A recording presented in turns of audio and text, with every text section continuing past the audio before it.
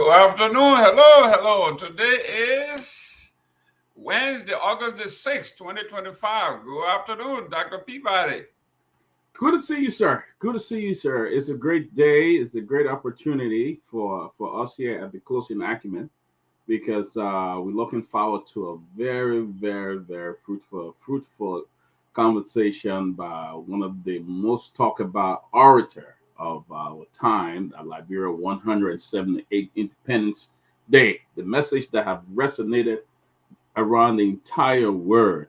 Today we're going to bring the man on who really spoke to the Liberian people, every aspect, every Liberian village, town, urban cities, rural cities. He's going to be coming to us today and talking to us about that speech, but most especially the conference to be hosted in Washington, D.C., the Liberia Diaspora Conference as well. So, Mr. Gilman, good to see you, sir. Great. Ladies and gentlemen, while we wait for the orator here, we are going to be we are going to be listening and taking the speech apart, and hopefully we can have a fruitful discussion. I want to know. He says, in the villages, when the families gather, the children be singing. It is where you actually know what's happening. So we want to know, what are the children singing? What are the songs the children are singing? We're going to ask him in his own Baptist church, what are the songs the folks are singing? And I want to ask my AME folks, Eliza Turner AME Church, Camp Johnson Road, what is the song the people are singing? If you go to First Bethel AME Church in Buchanan, what are the people are singing about? You go to Gibbs Chapel AME Church opposite the Bassa High School, where you're going to say, what are the songs the youth are singing? Great topic. What song are they singing? In Orange Grove, Dr. Peabody, what song are they singing? Yes, I mean the speaker going to share with us from the Orange Grove. I think the people of Orange Grove kind of the song. I think he shared the message of the song that the people of Orange Grove are singing. Okay. So, yeah. Great. Before we go any further, we'd like to send our condolences to the Republic of Ghana. There was a terrible helicopter crash that killed 8 of their top folks. Yeah, Ghana Defense Environmental Ministers among 8 killed in a military crash this afternoon. It is disheartening, Dr. Peabody. The top 8 people in that delegation, including the pilot, died. It is just tragic. No survivor. Very sad. Very sad. And our prayers and thoughts and best wishes are with the family. Mr. Gilman, our guest is in the back. So excellent. We just want to do a little introduction. Yes. For the next 2 minutes. Okay. In 2 minutes you'll be joining us. This show is live on Truth FM in Monrovia, and it's being broadcast to almost the entire counties, all the counties in Liberia. So let me just give a brief introduction. I'm not going to go into the whole thing, but real quick, are we starting Care Radio today? Care starts on Monday. On Monday, okay. Monday. Thank you. Yes, beginning Monday. So let me just talk about our guest tonight. We are very privileged. He's going to spend 1 hour with us, and we are very privileged, very honored to have the Reverend Emmett Lafayette Dunn. He served as the Executive Secretary, Treasurer, CEO of the Liberia Foreign Mission Convention. He was appointed by the Board of Directors in 2019. Reverend Dunn assumed the role of Chief Executive on November 1st, 2019. Until recently, he served as the Senior Pastor of the West Hydeville Baptist Church in Maryland.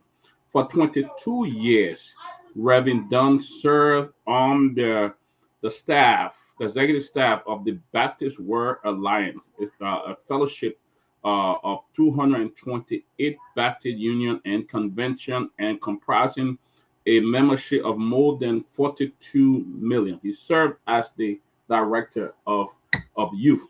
I'm honored ladies and gentlemen, where you watching us from, it's my singular honor to introduce to you our 178th Independence Day orator and also the chairman of the Liberia Diaspora Conference, the Reverend Dr. Emmett Lafayette Dunn. Welcome, Dr. Dunn. Good to see you. Thank you. Thank you. Thank you so much, Dr. Peabody, and to Mr. Gayman. Thank you for hosting me tonight. Allow me to join my voice with yours in extending profound condolences to the president and people of the Republic of Ghana for the loss of those persons, as you just mentioned. And our prayers are with them as well. Thank you again for having me. Thank you very much. Quite impressed with your work, your oratory skills. Obviously, you are a preacher. You know, when we were in school, they say, when you are inviting folks at your home, at your event, there are two folks you don't give a microphone to, a preacher and a politician. Those two folks. So, but it is an honor to have you here. It looks like we all have something in common. He's from Orange Grove, Grand Bassa County. I'm from Lower Buchanan, Grand Bassa County. It looks like you got a little Bassa blood there. Is it true? I'm from my maternal folks come from Fortsville. Okay. Right down the street from Buchanan, and that's right. We have linkage also in Upper Buchanan as well. Oh, okay. Excellent. So, ladies and gentlemen, if you are watching, please share this show. Let everybody know that we had the greatest orator in my estimation on our show to talk to us about one of the greatest speeches I have listened to. And you know, when you are giving speeches or giving a speech, if the tone is the posture and something they call the delivery, I don't have to, you're a professor, you can teach me on that. But you had those three things down packed. The delivery was awesome. And as a Bassa man, one thing that caught my attention is when you say when the families are together, when the villagers merge, or when they come from the farm, and the children are gathered, the family are gathered. If you really want to know what's going on, listen to what the kids are saying or listen to their song. So you as a Baptist prelate, tell me, what are the Baptists singing? What are they saying? What is it that they are saying about our plight? Well, before I answer that, let me just take time to thank you, Dr. Peabody, and all those who manage this show. You are offering a valuable service to not just Liberians, but also the friends of Liberia. Your show is watched and listened to extensively across our entire country. So thank you for the service that you offer. You create space for people to have robust dialogue. Now, sometimes I know it almost want to turn into a wrestling and boxing match, but such is the case. Such is the case. It's politics and it's a civil discourse. So, on behalf of the many who would not have the opportunity to verbally express their appreciation to the closing argument, thank you for the service that you render to our nation. And to the question that you asked, I think generally Liberia is in a transition. No matter where on the political spectrum you find yourself, or wherever you find yourself as part of the civil discourse, there are challenges all over. And whether you're part of a church, a part of a marketing association, or a neighborhood association, all of us come to this space with different understanding of where government ought to be and where government should be. And so I think within in certain circles within the church community in general, they may not be too very happy with me because of my hard stance that I took against the church. But Dr. Peabody, that in speeches, certain statements are generalized, and those persons who knew that they were not part of the criticism that I levied against the church had no issue with it. But I stand by what I said, and until the Church of Liberia decides to change, I will continue to be that voice of reason and conscience to them. Excellent. Dr. Peabody? Reverend Dunn, I was just going to go there. I don't know whether you're hearing me. Can you hear me? Yes, go ahead. Can you hear me? Yes. Yeah. You can hear me? Yeah, you yes, are breaking a little bit, but you okay. Go ahead. Yeah, thank you for joining us. It's a delight to have you, and thank you. Yeah, it seems like my internet is can going you go in and out, coming out. I may have to go out and come back in. Please do. Yeah, let me go out and come back in. I'll be right back. Go ahead, Mr. Go ahead.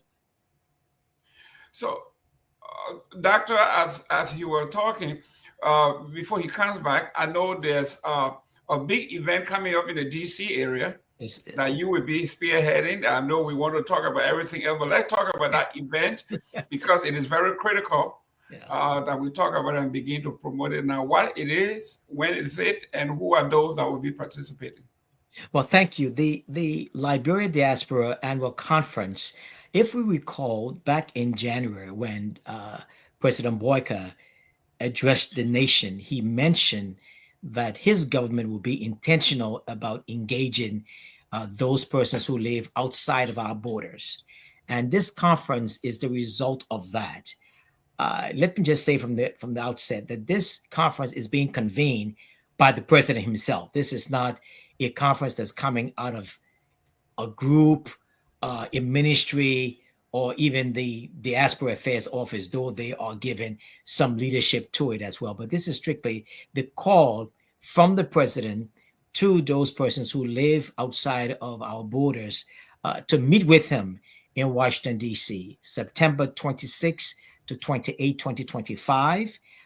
And the whole idea is for space to be made available so people can engage on several subject matters that the government believe will aid the diaspora community in either transitioning, back home or investing in what's going on in Liberia. So really the conference has to do with the government coming and laying out her plan to engage the diaspora, but also creating the space and the opportunity for us to speak to and with the government. It's not going to be a one-sided thing. So that's the core of why this conference is being organized.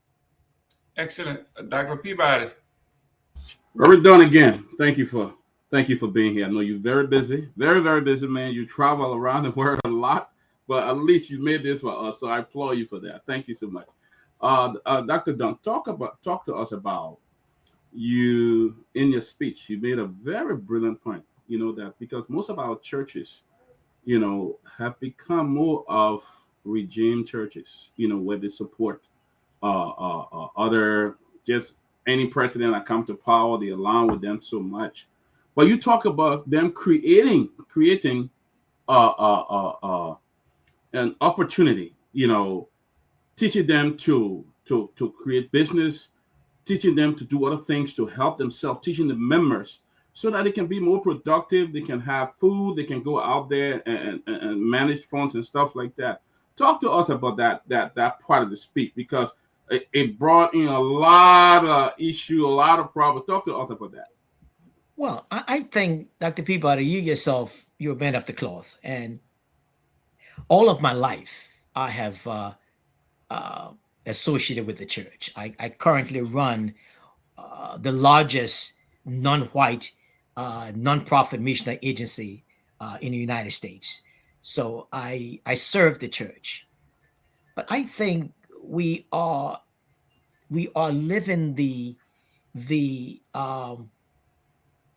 what I call the misdirected education or missional education of 18th and 19th century missionaries, where the church was expected just to rely on the missionaries or foreign aid to to make the church happen. The church has evolved. Our nation is evolving, and I want the church to evolve along with the nation. All right. Every institution of life in a country, not just Liberia, they are a partner to development.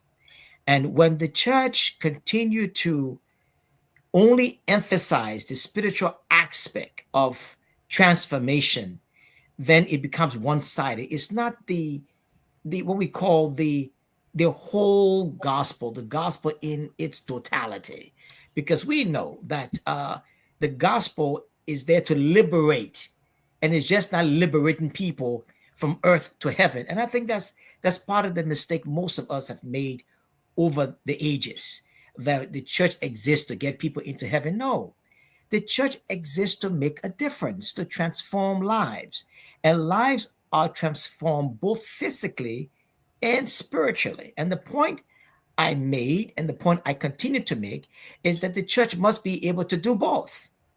It's just not a call to get people into heaven.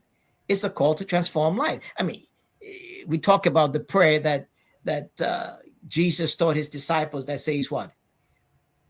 Thy kingdom come, thy will be done. Where? In heaven? No, on earth. On earth. Why do you think the Jewish community thrives so well? Because the Jewish community understand that earth is a place where we live currently, and we need to create opportunities so that life down here will not be a hell. And I think the church is one of the most powerful institutions in the world. One of the most, and we as African people, we are generally spiritual people. I have yet to find, a community of African atheists, because generally Africans, we are spiritual people, not necessarily Christians, but spiritual people. And I continue to encourage and invite churches, especially church leaders, to look at ways to help the congregation pivot from this despondent, poverty-stricken lifestyle to a more wholesome, engaging, fulfilling lifestyle. And it starts with education. I think churches should be able to create spaces where they can teach the people how to become better entrepreneurs, how to manage the money, how to open a bank account, how to create opportunities where they can make money and thrive. That's the point I make. Now, I may have some disagreement with that, but I stand by those convictions that I think if the church must thrive, it must thrive both physically and spiritually. Thank you. Let me welcome Victor Nagbe. Honorable Nagbe, how you doing this, sir? Hey, Mr. Gayman, it's good to be with you. Dr. Dung, welcome to the platform. Dr. Peabody, how are you? Let me also welcome our audience. I see most of them are already active. Thanks for joining us. Please do share the show. I see my nephew, Alpha Tonga is one of those who is monitoring. Thanks for joining us. So, Dr. Dung, I came in. By the way, Dr. Peabody, looks like we may be having problem on Facebook. I'm not sure we're connected there. But I was coming in and listening to your comments about, responsibility, church, civic responsibility. And I got to ask you this, and I'm sorry if you already have answered this. I am sure chronologically, I may not be too far ahead of you. I think we're of the same age group. And so I would say during our time, the church was really very, very active in trying to, what should I say, just to justify the confidence that we repose in religiosity in general. We're talking people like Sheikh Kafumba Kone, Michael Francis, George D. Brown, the Council of Churches in short. But lately, I can't really say that I understand the role that the Council of Churches or the Interfaith Mediation Committee, whichever that is now. And for full disclosure, Dr. Samuel Rees is my classmate from William V. Stoughton High School. I know him very well. But yet, I struggle trying to understand what it is that the religious body is doing in terms of now what is happening. Tomorrow there's going to be a march for our disaffected youth. It's the stats are about 20%. That's like 1 million of our compatriots who are hooked. Now they even talk about the family members who are affected by this. That is that. And then there's a whole Capitol building saga. You know, the church really. I could you help me understand here, if you can? How does the church really understand what is happening, and how does it understand its responsibility to the citizenry? Yeah, well, thank you, Mr. Nagbe, for that. I think it's about time that, and I agree with you that both the council of churches and the interfaith organization needs to reimagine itself.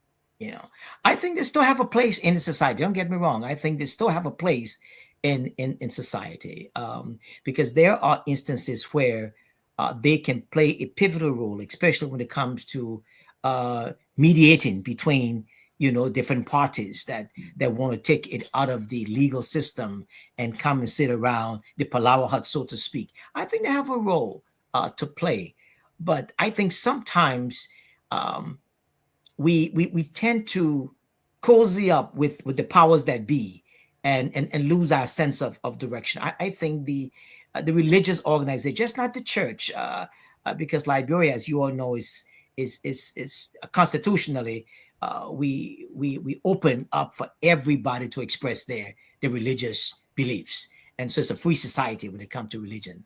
And I think all of us who are people of faith, no matter what the faith is, needs to understand that we have a role to play in first of all, being the conscience of the nation in a way that we can speak truth to power.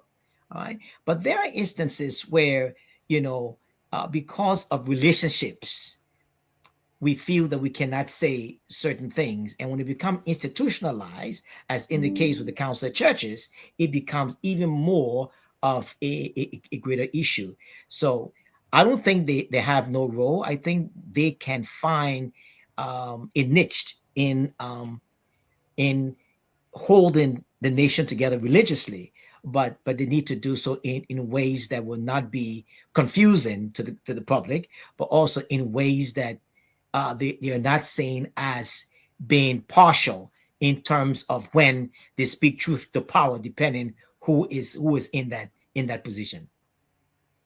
Let me welcome Honorable Pewee, Sylvester Pewee. Are you doing that, Chief? Thank you, sir. Thank you, Rendon. Good to see you today. On a serious note, I'm one of those that have been following you very closely, both from your role you play here and that of globally, if I would say. Let me congratulate you for being the 178th national orator of our country. That was a profound task given to you, and I thought you executed it very well. I want to push you back to your speech where you spoke about the country from almost, you're very holistic about all the sector in the country. But I thought to take you back to the speech you referred to the government of Liberia, particularly the president, upholding the tenets of democracy via the rule of law. Again, I want to ask you this question, sir. If you qualify the government, or you refer to them as respecting the rule of law, did you follow the removal of the former speaker? Was that in any way undermining the rule of law, or in self-promoting the rule of law, the way they went about removing former speaker Fanatik Kofa, and the entire government supported that action, and the Supreme Court ruled otherwise? What's your own comment on that vis-a-vis relative to the respect to the rule of law? Well, thank you. First of all, I'm no legal expert, but I will be not telling the truth if I said I didn't follow it. Could it have been done differently? Yes. How? I don't have an opinion on that. But yeah, there were signs that the ruling that came from the Supreme Court was not fully executed. But again, that's a public opinion. And so I really think moving forward in instances like that, I think first of all, we need to be educated, to be honest with you, at least for someone like me. I mean, others may not, but to fully understand, one, what were the rules and policies that governed the election and dismissal of a speaker, and what the role the other branches of government should play. I think it was a moment, it was a teaching moment for all of us, and I think we missed that. I think we lost that. I think somehow we should have used that as a civic moment where we really become ocurum with how these things should work, because if it happened once, it could happen again, and I think we missed that golden opportunity. So whether those on the side of the government said they did the right thing, those on the other side said they didn't do the right thing, again, sometimes it becomes a matter of different opinions. But for me, I think if a nation is to move forward in the right way, then I think every opportunity, even those that we may not have executed rightly, should be a time where we can educate ourselves to know, in order to hold people accountable for their actions. Good, thank you, and thank you, sir. I just also want again quickly to take you, normally after this kind of oration, there's feedback coming up, and the feedback generated from the media perspective and from the general public, I think you score very well. If they were to score you between a lot of reports we've been receiving, that you got one of the best points in recent history. But I just want to personally push this to you, sir.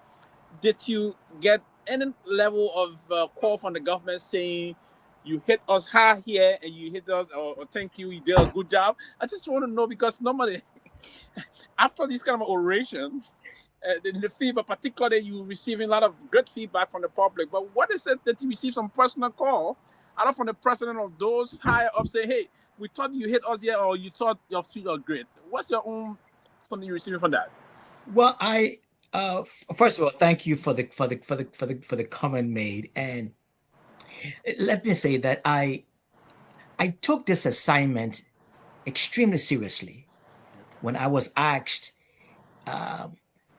it was almost as if it was a burden, but it was a good burden. I was humbled by it. I thought the invitation honored my family.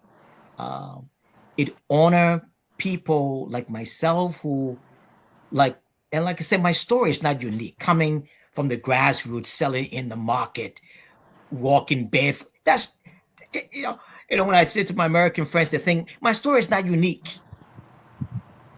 Those persons who had cars to take them to school, they were the exception. Yeah. So I'm not putting myself on a pedestal to say, oh, I came up the hard way. No, I'm sure every one of you, I don't know about Mr. Gayman. I mean, he dressed as if he came up, with a silver spoon in his mouth. But the rest of us, I mean, we came in hard way. They have very hard. So when I received that invitation, I was humbled by it, and I say to anyone listening, that today you could be selling in Joe Bar Market, tomorrow you could be giving an oration. Yes.